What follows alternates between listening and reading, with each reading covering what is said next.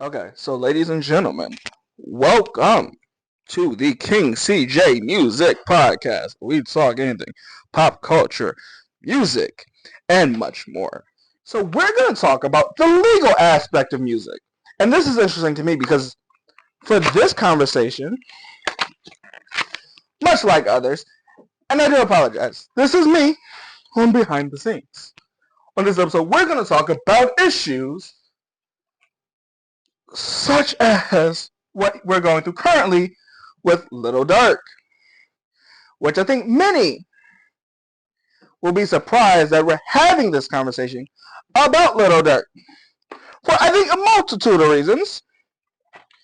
But my favorite reason so far has been that he put out a song called Federal Nightmares. And ironically enough, 2 years later, we have Federal Nightmares for people named Little Durk. Now, I said why this is interesting, and I'm sorry if you hear me projecting, because I said I'm going to be projecting this episode, so I do apologize. But with that being said, Little Durk has somehow been charged. I shouldn't say somehow.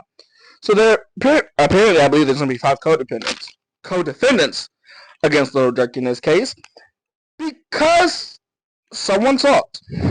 Allegedly, someone talked and has connected Little Durk to the, I'm going to assume this is the alleged killing of King Von on somebody named Rondo, because they were technically associated with killing, allegedly, for killing King Von. Rest in peace, King Von. And so, OTF, which is an organization Little Durk and King Von were in at the time of his passing, or associated with, has allegedly in 2020, which I think this is been a RICO case, but allegedly there was a credit card, apparently, for a hit or an attempted assassination of a person because they were associated with Little Durk. Apparently, it was a credit card used by OTF, and I'm not sure, right? Because I didn't. So let me get my biases out very front while we are. I didn't realize OTF was classified as a business. And so when I say OTF, you'll hear me hesitate because I didn't think OTF was originally a business, because they're saying that he was one of their credit cards. I'm going to be fair and tell you that I wasn't aware OTF had credit cards? Question mark? Because from my understanding, or somebody with a business, I should say, OTF, you get credit cards for like business credit cards and stuff like that. So I wasn't aware. As I said, I wasn't aware OTF was considered an organ. It's weird because I think we're looking at like this Young Thug case the same way, where he's being charged with RICO, and RICO charges are interesting because RICO charges are just interesting to me, right? But this conversation, particularly about Little Durk, apparently there was evidence making an OTF credit card, and I assume a witness talked, because I'm not entirely sure why they would come after him after a 2020 charge. I mean, I don't know what it is. The limitations for murder, I don't think there is one. I think you can be charged with it years later. If there is a short term, I don't remember there being a short term. As it, when 2024, he's being apparently. I think he's being charged with either controlling a hit or calling an assassination. I'm not entirely sure what the charge is, because FFI reads a little weird. So I do apologize.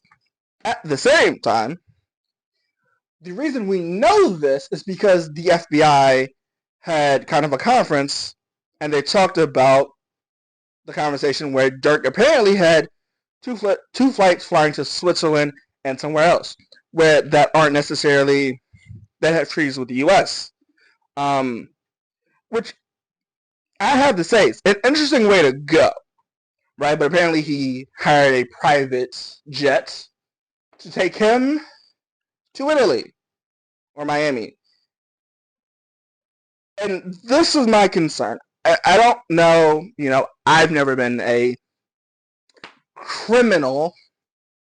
I've never called for any of this. I've never had it happen. But a from a standpoint, I think this case is tricky because it ties that RICO case that Thug's currently in. Because they're using Thug's music against him, which I said is interesting because this has been a debate, or roughly, this has been a debate about music for a while.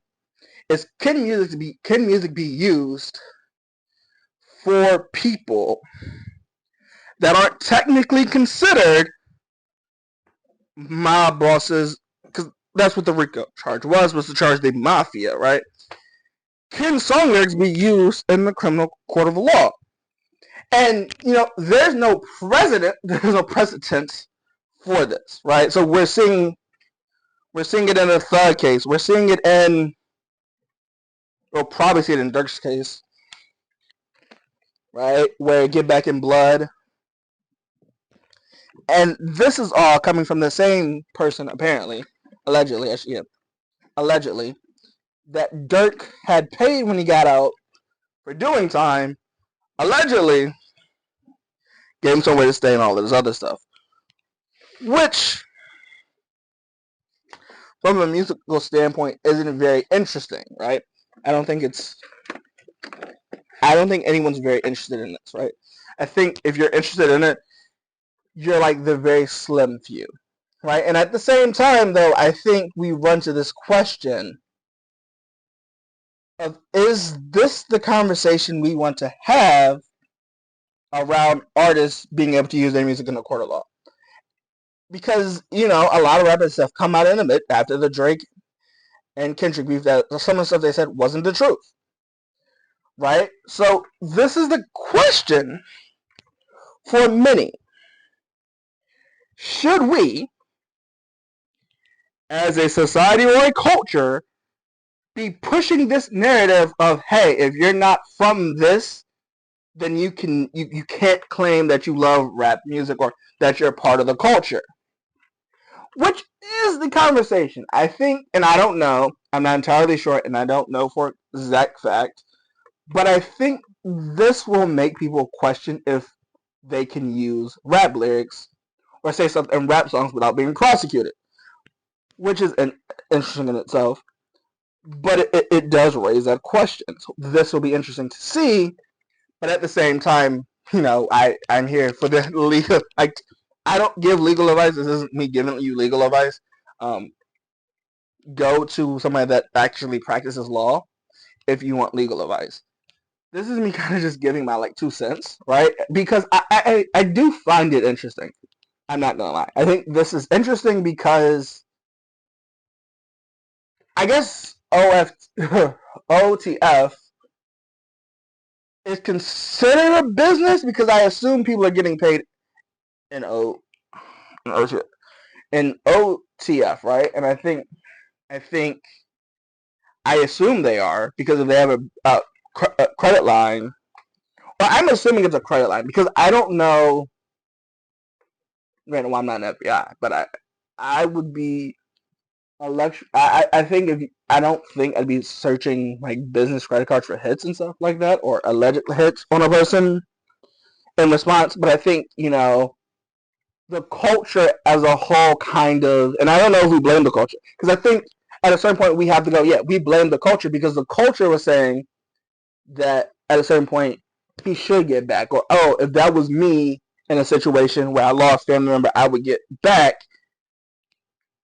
And secretly, no one knows this, right? Because recently, Durk found out a couple of days ago after he received the key, that everyone deserves second chances, which I think is true. I think everyone deserves a second chance is what they're doing. But at the same time, did hip hop cause this to retaliate into like a bigger thing than it should have been. I can't say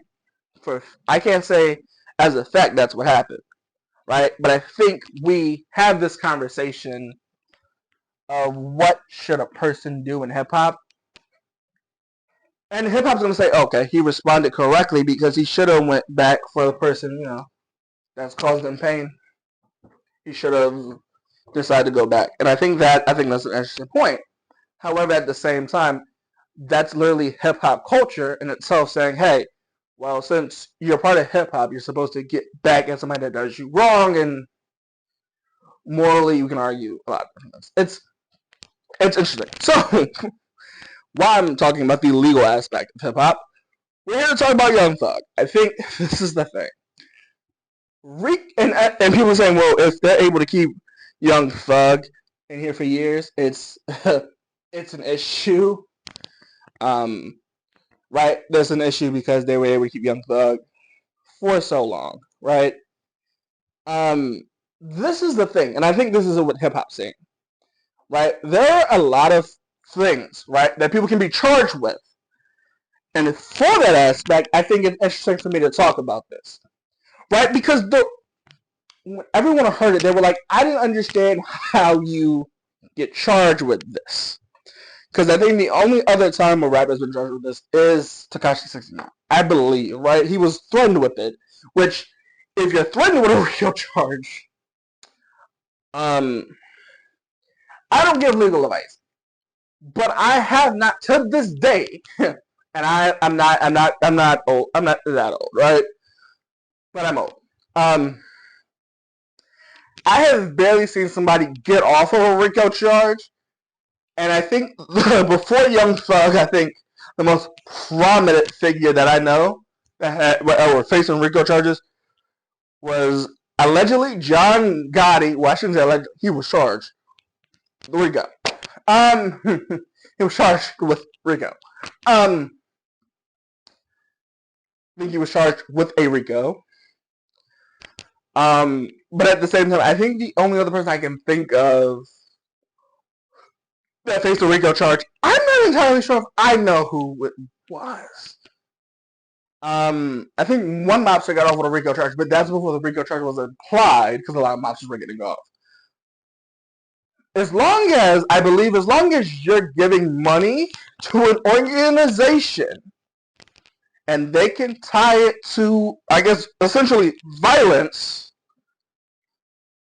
and you're providing the money like Tekashi 69 was, you're basically in a criminal enterprise, which is tricky because I think if you look at all the scholarly research, you're like, well, that's hard to prove. That's why RICOs take time, and that's why the rumor is if you're getting charged with a RICO, the Fed's rate of charging people and bringing it to court, charging people is high. It's in the 90s.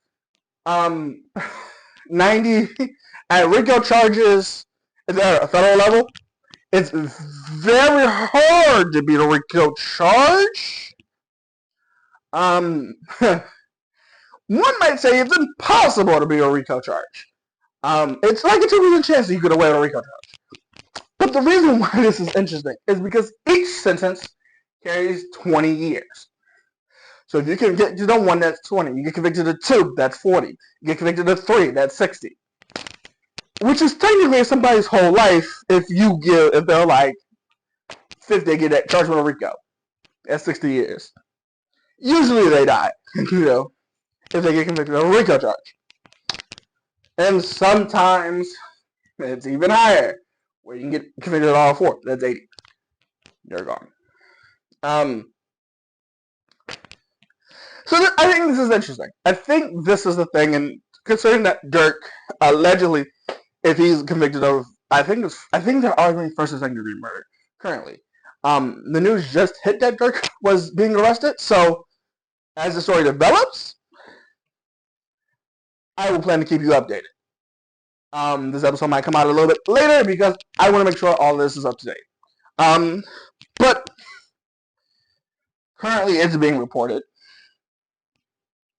on Friday on Friday, 4:46 p.m. It's being recorded that he was just arrested or he was being detained off of a private plane that he was taking to Miami. And I think they're still arguing what degree of murder they're going to charge him with, which I said is interesting because they don't take anything lightly. But it's a concern. It's truly a concern of anybody. I think if you're in that organization, you worry about what this means for you. I would. Because somebody associated with that money proved that they could prove without reasonable doubt that this person is associated with that crime. But I think he's still living. So there's a lot of technicalities in this. I don't know the law extensively. I know the law somewhat in a very niche category, but I don't know the extensive version of the law. So this is going to be a new kind of segment in an episode where we go CJ Music Podcast and Law or Legal Advice, and music. But basically what we're going to be talking about in this episode, in this section that I have decided to create because a lot of rappers are facing incarceration, is the King CJ Music Podcast Legal Edition, which will not be every week or not every other week, but this will be mostly when rappers are facing incarceration in the news, and I'm going to try to bring you up-to-date information as I hear it every week. So this will be a kind of a new segment, and so if you're new to the King CJ Music Podcast, where we talk pop culture and all of the other things related to music, I would say come back and listen to another episode, or listen to the one directly after this. I think that's the Drake one, so this will be interesting, right? Just listen to it. I think it's an interesting conversation. This is kind of a new setup. You won't see it in this episode, but you'll probably see it in the next one. But it's an interesting take, interesting topic. And with that being said, welcome. This is the end of the King CJ Music Podcast, where we are on all platforms you get to listen to your podcast. On Amazon Music, on Spotify, on Apple Podcasts, and many more. With that being said, I hope to see y'all in the next episode. And with that being said, I do. Here's some crazy outtakes. Congratulations, you made it to the end